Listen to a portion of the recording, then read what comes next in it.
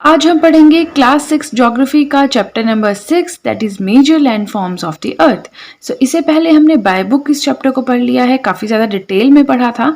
तो अभी हम इसे थ्रू समरी नोट्स पढ़ेंगे। मैंने शॉर्ट नोट्स बनाने की कोशिश की है जिसमें काफ़ी ज़्यादा हम जल्दी से पढ़ने की कोशिश करेंगे। इसे हम एक तरह से रिविजन नोट्स भी समझ सकते हैं। अगर आप डिटेल में पढ़ना चाहते हो तो जो हमने बाय बुक पढ़ा था उसका लिंक मैंने ऑलरेडी डिस्क्रिप्शन बॉक्स में डाल दिया है, आप वहाँ पे जाके डिटेलिंग में पढ़ सकते हैं। अगर आपको सिर्फ समरी के लिए चाहिए, रिवीजन के लिए चाहिए, तो आप यहाँ पे पढ़ सकते हैं।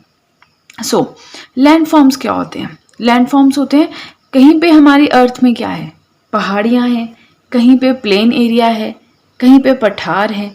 तो वो कैसे है, वो सब कुछ हम इस चैप्टर में पढ़ते हैं, उस सब हर चीज़ के बारे में। Surface of the earth is not same everywhere. अब अगर आप अपने आसपास देखें, अभी भी राइट नाउ भी अगर आप अपनी गर्दन घुमाएं इधर उधर और देखें तो अर्थ का सरफेस इक्वल नहीं है। ऐसा नहीं है कि अगर प्लेन है तो हर जगह प्लेन ही चल रहा है, आपको पहाड़ियाँ दिखाई नहीं दे रही हैं, ठीक है। अगर आप अपने आसपास देखें आपको प्लेन एरिया भी दिखाई देगा, आपको थोड़ा ढलान वाला एरिया भी दिखाई देगा, आपको पहाड़ियाँ भी दिखाई देंगी। सो इस तरह से जो अर्थ का सरफेस है वो हर जगह सेम नहीं है। अर्थ में जो है हमारे पास वैरायटी ऑफ लैंडफॉर्म्स हैं, ठीक है, जिसमें से हम कुछ आज के चैप्टर में पढ़ेंगे। क्योंकि क्लास 6 का ये चैप्टर है, चैप्टर नंबर 6, तो इसमें क्लास 6 के स्टैंडर्ड के हिसाब से दिया हुआ है। कुछ जो पार्ट है अर्थ का सरफेस जो है कुछ रग्ड है, यानी कुछ ऊबड़ खाबड़ है, खुरदरा है, और कुछ फ्लैट है। जो लैंडफॉर्म्स हैं वो दो तरह से बनते हैं, ठीक है, जैसे कि माउंटेन्स हो गए या प्लेन एरिया हो गए, ये दो तरह से पढ़ते हैं। दो तरह से कैसे बनते हैं आप यहाँ पे देख रहे होंगे, internal process and external process. Internal process में क्या होता है, हमें पता है कि जो हमारी अर्थ है, मान लीजिए ये हमारी अर्थ का सरफेस है, तो इसके नीचे जो है प्लेट्स की मूवमेंट होती रहती है, जिसकी वजह से अब अर्थ के अंदर होती है, इसलिए इसे कह दिया इंटरनल प्रोसेस या इंटरनल मूवमेंट। इसमें क्या होता है, जो अर्थ है कई बार उसकी अपलिफ्टमेंट हो जाती है, कई बार वो ऊपर की तरफ शिफ्ट हो जाती है, कई बार जो है वो अंदर की तरफ धंस जाती है, ठीक है। बहुत सारी जगहों में ऐसा होता है कि कई बार वो ऊपर की तरफ उठ जाती है, कई बार वो अंदर की तरफ धंस जाती है, सिंक हो जाती है। तो इस तरह जो अर्थ की मूवमेंट होती है वो होती है ड्यू टू इंटरनल प्रोसेस, ठीक है। नेक्स्ट जो हमारा सेकंड प्रोसेस है वो है एक्सटर्नल प्रोसेस। इसमें क्या होता है, कॉन्टिन्यूस, या तो हमारी जो अर्थ है वो टूटती रहती है या वो बनती रहती है। अब कैसे टूटती है, कैसे बनती है अर्थ की सरफेस? जो अर्थ का टूटना है उसे इरोजन का नाम दिया गया है, मतलब भूस्खलन। कई बार क्या होता है, बारिशें बहुत हो जाती हैं, भूस्खलन हो जाता है, ठीक है, तो उसे हम कह देते हैं वियरिंग डाउन। रीबिल्डिंग क्या होता है, डेपोजिशन। नदियाँ अपने साथ क्या करती हैं, मिट्टी मलबा लेकर आती हैं और प्लेन एरिया बना देती है, वो हो गया डेपोजिशन। इस तरह से अर्थ का सरफेस खुद ही अपने आप बनता भी रहता है, नेचुरल फिनोमिना से टूटता भी रहता है। ये हो गया एक्सटर्नल प्रोसेस। इंटरनल प्रोसेस में आप समझ गए क्या होता है, upliftment and sinking. External process में क्या होता है, wearing down that is erosion and rebuilding that is deposition. ये एमसीक्यूज में क्वेश्चन बनता है, राइट। फिर हम पढ़ते हैं आगे लैंडफॉर्म्स। अब मैंने आपको क्योंकि पहले ही बता दिया है कि क्लास 6 की बुक हम पढ़ रहे हैं, तो उसी के हिसाब से, उसी के स्टैंडर्ड के हिसाब से इस बुक में बताया गया है। तो लैंडफॉर्म्स हम इस बुक में जो पढ़ेंगे वो है 3, माउंटेन्स, प्लेटूज, प्लेन्स। माउंटेन्स हो गए पर्वत, प्लेटूज हो गए पठार, प्लेन्स हो गए जो प्लेन एरियाज हम देखते हैं, जैसे गंगा के आसपास का एरिया है, प्लेन है, तो उस तरह से। सबसे पहले हम स्टार्ट करेंगे माउंटेन्स के साथ, राइट। तो माउंटेन्स क्या होते हैं, अपने आसपास देखिए पहाड़ियाँ आपको दिखाई दे रही होंगी, तो आपको क्या लगता है पहाड़ियाँ क्या होती हैं? ये होती है natural elevation of the earth surface. Earth की सरफेस नेचुरली ही वैसे बनी होती है, ठीक है, पर होती क्या है, considerably higher than surrounding area. पर्वत क्या होती हैं, पहाड़ियाँ क्या होती हैं, अपने आसपास के एरिया से थोड़ी ऊंची होती हैं, ठीक है। कुछ माउंटेन्स जो हैं वो इतने बड़े होते हैं कि वो बादलों से भी बड़े होते हैं, ठीक है। अब अगर हम अर्थ की बात करें तो हाईएस्ट माउंटेन कौन सा है अर्थ पे, माउंट एवरेस्ट। हाइट कितनी है, 8848.26 राइट मीटर्स। सो कुछ माउंटेन्स इतने बड़े होते हैं कि वो क्लाउड्स तक चले जाते हैं। जैसे जैसे आप माउंटेन्स में ऊपर की तरफ चढ़ेंगे आपको थोड़ी सांस की प्रॉब्लम होगी, आपको थोड़ी ठंड ज़्यादा लगेगी, क्लाइमेट थोड़ा ठंडा हो जाएगा, ठीक है। अगर हम बात करें, कुछ ऐसे माउंटेन्स भी होते हैं जिनमें फ्रोजन आइस, मतलब जो बर्फ़ है वो जमी होती है, तो उन तरह के माउंटेन्स को हम क्या कहते हैं, ग्लेशियर्स कहते हैं। कुछ माउंटेन्स ऐसे होते हैं जो हम देख नहीं सकते, वो समुद्र के अंदर होते हैं, ठीक है, उसके बारे में भी हम अलग चैप्टर में पढ़ेंगे, वो समुद्र के अंदर होते हैं। अब इस तरह के जो एरियाज होते हैं वहाँ पे बहुत कम लोग रहते हैं। कम लोग क्यों रहते हैं? क्योंकि हार्श क्लाइमेट होता है, ठंड बहुत ज़्यादा होती है, जीने की काफ़ी मुश्किल होती है, खाने पीने की, फसलें उगाने की, कल्टीवेशन की, क्रॉपिंग की, खेती बाड़ी की, हर चीज़ की मुश्किल होती है। तो इस वजह से इस तरह के एरियाज़ में काफ़ी कम लोग रहते हैं। ठीक है, यहाँ पे लेस लैंड अवेलेबल होती है फार्मिंग के लिए। क्यों? क्योंकि सीढ़ी नुमा खेत हो जाते हैं, स्टीप स्लोप्स होते हैं, वहाँ पे आप हल से नहीं जोत सकते, आपको हाथ से सारा काम करना पड़ता है पहाड़ी एरियाज़ में। ठीक है, तो इसलिए वहाँ पे लैंड भी जो है वो फार्मिंग के लिए अवेलेबल नहीं होती। जब बहुत सारे माउंटेन्स एक साथ जुड़ जाते हैं तो उसे कहा जाता है रेंज, माउंटेन रेंज। एग्जाम्पल ले लीजिए हिमालयाज। हिमालयाज कहाँ पे हैं? एशिया में है। एल्प्स रेंज कहाँ पे है? यूरोप में है। एंडीज रेंज कहाँ पे है? साउथ अमेरिका में है। माउंटेन्स एंड वोल्केनिक माउंटेन्स, तो इनके बारे में थोड़ी बहुत डिस्क्रिप्शन दी है। फोल्ड माउंटेन्स के तो सिर्फ एग्जाम्पल्स ही दिए थे बुक में, बट मैं आपको अपने आप ही थोड़ा सा बता देती हूँ कि फोल्ड माउंटेन्स कैसे होते हैं। देखिए, जैसे एक लेयर के ऊपर दूसरी लेयर, फिर तीसरी लेयर, फिर चौथी लेयर, फिर पांचवी लेयर, इस तरह से जो लेयर वाइज जो माउंटेन्स बनते हैं उन्हें कहा जाता है फोल्ड माउंटेन्स। अब इनके फॉर्मेशन हम नेक्स्ट स्टैंडर्ड में पढ़ेंगे। फिलहाल यहाँ पे एग्जाम्पल्स जो है काफ़ी ज़्यादा इंपॉर्टेंट है फोल्ड माउंटेन्स के। कौन कौन से हैं? पहला है हिमालयाज एंड एल्प्स, ये हैं यंग फोल्ड माउंटेन्स। हिमालयस कहाँ पे है? एशिया में है। एल्प्स कहाँ पे है? हमने जस्ट अभी पढ़ा, यूरोप में है।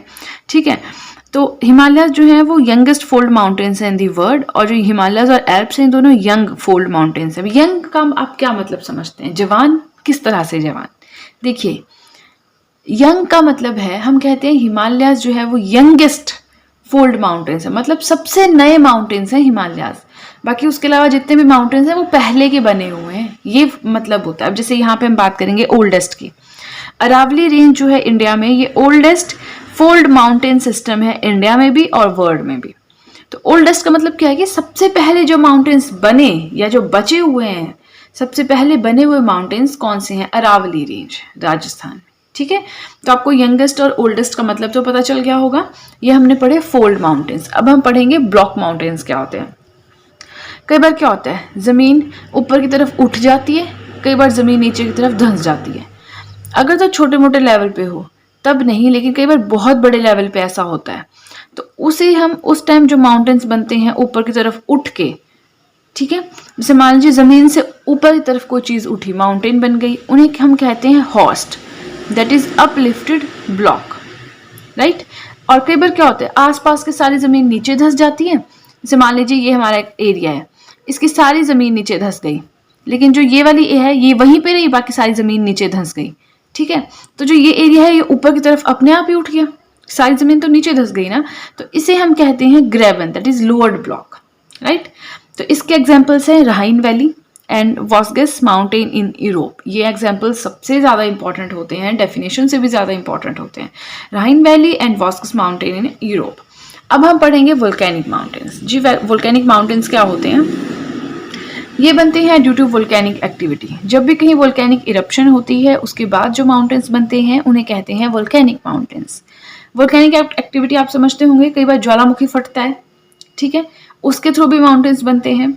तो उस टाइम जो माउंटेन्स बनते हैं उन्हें कहते हैं वोल्केनिक माउंटेन्स। इसके एग्जाम्पल्स हैं mount Kilimanjaro Africa, very important, and mount Fujiyama Japan. तो कई बार एग्जाम्पल्स आते हैं कि mount Fujiyama is an example of which kind of mountain. नीचे ऑप्शन होंगे fold mountains, block mountains, volcanic mountains और नन ऑफ दीज। ठीक है, तो आपको वहाँ पे टिक करना है वोल्केनिक माउंटेन्स पे। And mount Fujiyama in Japan. अब माउंटेन्स होते क्या हैं? ये होती है स्टोर हाउस ऑफ वाटर, इनमें वाटर स्टोर्ड होता है। ठीक है, तो ये हमने पढ़ा माउंटेन्स के बारे में। अब हम पढ़ेंगे प्लेटूज के बारे में कि प्लेटूज होते क्या हैं। प्लेटूज क्या होते हैं? सी, इनको हिंदी में कहते हैं पठार। ठीक है, तो अब हम बात करेंगे कि प्लेटूज क्या होते हैं। A flat topped table land standing around surrounding area.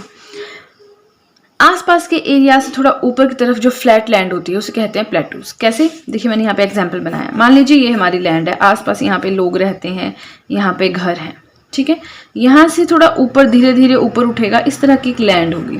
पर ऐसा नहीं कि ये पहाड़ है, इसकी चोटी ऊपर से फ्लैट होगी और यहाँ पे भी लोग रहते हैं, यहाँ पे स्कूल्स हैं, यहाँ पे हॉस्पिटल्स हैं, यहाँ पे सब कुछ है।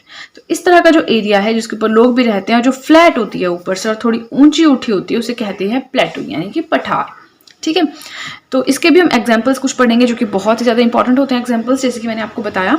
फर्स्ट एग्जाम्पल है दक्कन प्लेटू, यानी दक्कन का पठार in India is one of the oldest plateaus, very important. कहाँ पे है ये? साउदर्न इंडिया में है। नेक्स्ट है ईस्ट अफ्रीकन प्लेटू, यह है केनिया, तंजानिया, युगांडा, मतलब अफ्रीका कॉन्टिनेंट में, अफ्रीकन कॉन्टिनेंट में है। नेक्स्ट है वेस्टर्न प्लेटू, वेस्टर्न प्लेटू कहाँ है? ऑस्ट्रेलिया में है।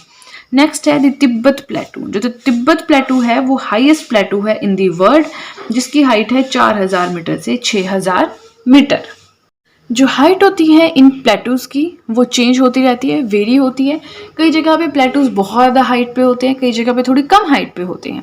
जो प्लेटूज होते हैं ये होते हैं रिच इन मिनरल डिपॉजिट्स, इनमें काफ़ी ज़्यादा मिनरल डिपॉजिट्स होते हैं। अगर हम बात करें कुछ और एग्जाम्पल्स की, वो तो हमने थोड़े से पढ़े थे, बट यहाँ पे हम अब मिनरल्स की टर्म में पढ़ेंगे। जैसे कि अफ्रीकन प्लेटू है, वो फेमस है for gold and diamond mining, मतलब वहाँ पे गोल्ड और डायमंड ज़्यादा पाया जाता है, उसकी माइनिंग होती है। छोटा नागपुर प्लेटू कहाँ पे है? इंडिया में है। कहाँ और किस एरिया में है? आप नागपुर से महाराष्ट्र मत सोचिएगा, काफ़ी ज़्यादा कंफ्यूजन हो जाता है। नागपुर महाराष्ट्र में है, लेकिन छोटा नागपुर प्लेटू जो है, पठार जो है छोटा नागपुर का, यह है झारखंड में and Purulia area of West Bengal. ठीक है जी, झारखंड में आता है मेनली, थोड़ा सा इसका पुरुलिया एरिया है वेस्ट बंगाल का, वहाँ पे आता है। यहाँ पे किन मिनरल्स के डिपॉजिट्स हैं? Iron, coal and manganese. ठीक है, दो पढ़े, अफ्रीकन प्लेटू एंड छोटा नागपुर प्लेटू।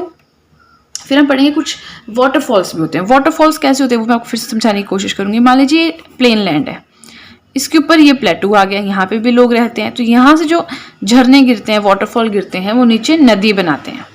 ठीक है, तो हम वो पढ़ेंगे कि अब यहाँ पे काफ़ी वाटरफॉल्स भी हैं। जैसे पहला है हुंड्रू फॉल्स या हुंद्रू फॉल्स आप कह सकते हैं, यह छोटा नागपुर प्लेटू जो कि हमने ऊपर पढ़ा, सुबर्ण रेखा या हिंदी में से कहते हैं स्वर्ण रेखा रिवर के ऊपर है। ठीक है, तो यानी यहाँ से हुंद्रू फॉल गिरता है स्वर्ण रेखा नदी पे। दूसरा है जॉग फॉल्स कर्नाटका भद्रावती रिवर पे। ठीक है, नेक्स्ट है lava plateaus, rich in black soil plus fertile भी होते हैं। जो लावा प्लेटूज होते हैं इनमें ब्लैक सॉइल होती है और ये फर्टाइल उपजाऊ होते हैं, काफ़ी ज़्यादा उपजाऊ होते हैं। ठीक है, हमने माउंटेन्स पढ़े, हमने प्लेटूज पढ़े। तो थर्ड जो हमारा आता है प्लेन्स, सबसे लास्ट पार्ट है इस चैप्टर का। आई होप आपको बोरिंग ना लग रहा हो, आपको इंटरेस्टिंग लग रहा हो। सो प्लेन्स के बारे में पढ़ेंगे। प्लेन्स तो आपको पता ही, आसपास जो फ्लैट लैंड होती है, ऐसे बिल्कुल प्लेन सरफेस होता है, काफ़ी ज़्यादा स्ट्रेच्ड होता है, ये वो होती है हमारी प्लेन्स। इनकी जो हाइट होती है मीन सी लेवल से 200 मीटर से ज़्यादा नहीं होती है। मीन सी लेवल से कह रही हूँ मैं, मीन सी लेवल से इनकी हाइट 200 मीटर से ज़्यादा नहीं होती है। Plains are formed by rivers and their tributaries, जो नदियाँ होती हैं और उनकी जो सहायक नदियाँ होती हैं वो बनाती हैं प्लेन्स। ठीक है, how the plains are formed, ये क्वेश्चन है, तो इसका आंसर हम यहाँ पे पढ़ेंगे कि नदियाँ कैसे प्लेन जो है, प्लेन्स जो है वो नदियों के द्वारा कैसे बनते हैं। रिवर्स जो है, आपको मैं यहाँ पे आपको एग्जांपल से बताती हूँ, उसे रहने दीजिए पढ़ना। जैसे यहाँ पे हम देखते हैं नदी, आपको पता है ऐसे बहती रहती हैं। ठीक है, आई होप यहाँ पे दिखाई दे रहा है, थोड़ा डार्क कर देती हूँ। इस तरह से नदियाँ बहती रहती हैं। ठीक है, तो अपने साथ ये मिट्टी, पत्थर, सारी चीज़ें साथ में लेके आती हैं। और यहाँ पे कुछ इसने यहाँ पे डिपॉजिट कर दिया, कुछ यहाँ पे डिपॉजिट कर दिया। इस तरह से आसपास जो है चीज़ों को, क्ले, मिट्टी, उन सबको डिपॉजिट करती चलती है। इस तरह से यहाँ पे प्लेन एरियाज बन जाते हैं। ठीक है, the reverse Erode the mountains and carry forward the eroded material, mountains का मटेरियल लेकर आती है और इरोडेड मटेरियल को अपने साथ बहाती है। Then they deposit them along their course, जो उनका नदी का कोर्स है, जो उनका रास्ता होता है, उसके आसपास उनको सेट कर देती है and hence plains are formed. अब प्लेन्स जो है वो काफ़ी ज़्यादा फर्टाइल होते हैं, प्लेन होते हैं, तो आसपास काफ़ी ज़्यादा लोग रहते हैं क्योंकि वहाँ पे कल्टीवेशन ईजी हो सकती है, खेती बाड़ी ईजिली कर सकते हैं क्योंकि नदियाँ भी आसपास ही होती हैं। Indo Gangetic plains most densely populated regions of the country, सबसे ज़्यादा पॉपुलेशन कहाँ पे है? इंडो गैंजेटिक प्लेन्स में है। Right, so this was all about the video.